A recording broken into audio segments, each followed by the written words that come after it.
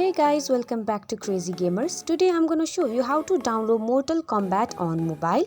If you are new to this channel, make sure to subscribe our channel and don't forget to hit the bell icon to be updated with our new videos.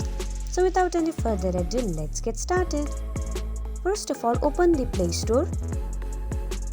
Next you will see search option. You have to click on that and type Mortal Kombat.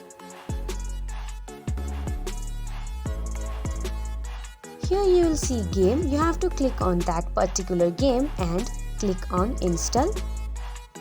Depending on your internet speed, it might take you few seconds to few minutes for an app to download. Now here you can see play option, which means your app is already downloaded. So this is how you download Mortal Kombat app in mobile phone. I hope you find this video helpful. If so, don't forget to give us a big thumbs up and we'll see you in next video. Till then, have a good day. Bye bye.